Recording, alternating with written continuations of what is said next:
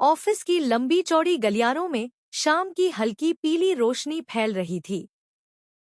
हर table पर फूलों की महक थी, दीवारों पर रंग-बिरंगी लाइटें चमक रही थी और स्टेज पर एक बड़ा सा बोर्ड लगा था।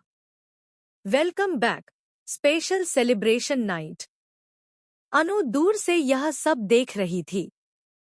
उसके चेहरे पर थोड़ी घबराहट थी, थोड़ी हैरानी और थोड़ा सा दर्द भी। उसे नहीं पता था कि आज ऑफिस में ऐसा कुछ होने वाला है। वह अभी सोच ही रही थी कि पीछे से किसी ने व्यंग्य भरी आवाज में कहा, इसी बहाने तुम मेरी वेलकम पार्टी भी अटेंड कर रही हो। अनु पलटी। सामने मीरा खड़ी थी। उसके कंधे पर बैग लटका था और चेहरे पर वही पुरानी अकड़, अहंकार से भरी मुस्कान। मीरा बोली, सर ने मेरे वापस आने की खुशी में ये वेलकम पार्टी रखी है। तुम भी चलो। मैं तुम्हें दिखाती हूँ कि मेरा स्वागत कैसे किया जाता है। अनु कुछ कह पाती उससे पहले ही मीरा आगे बढ़ गई, लेकिन उसके कदमों में खासा आत्मविश्वास था, जैसे पूरी दुनिया उसके इशारों पर चलती हो। अनु अनमने ढंग से उसके पीछे पीछे उस हॉल की तरफ बढ़ी जहां पार्टी हो रही थी। जैसे ही दोनों अंदर पहुंचे, हॉल में अचानक रोशनी बढ़ गई। लोग तालियां बजाने लगे। मीरा गर्व से छाती तान कर आगे बढ़ी, उसे लगा यह सब उसके लिए ही है।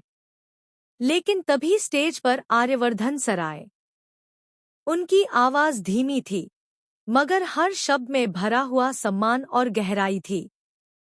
उन्होंने कहा, आज की ये पार्टी उस लड़की के लिए रखी गई है, जिसने अपने काम से इस कंपनी को एक नए मुकाम तक पहुंचाया है। जिसने सिर्फ मुझे ही नहीं, बल्कि पूरे ऑफिस को अपने मेहनत और ईमानदारी से इम्प्रेस किया है। अब समय है उसका नाम अनाउंस करने का। मीरा पहले से ही मुस्कुराने लगी। वह आगे बढ़ने को तैयार थी। हाथ में अपनी ड्रेस ठीक करते हुए उसने सोचा, अब सबको पता चलेगा कि असली स्टार मैं हूं। लेकिन अगले ही पल ज़मीन जैसे उसके पैरों से खिसक गई। आर्यवर्धन सर बोले, उस लड़की का नाम है अनुज शर्मा। पूरा हॉल तालियों से गूंज उठा।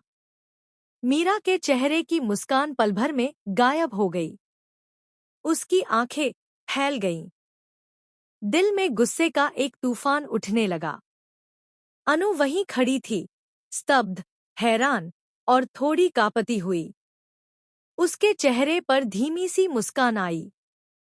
वह खुद यकीन नहीं कर पा रही थी कि इतना बड़ा सम्मान उसे मिला है। मीरा के हाथ से उसका बैग लगभग गिर ही गया। वह बुद्ध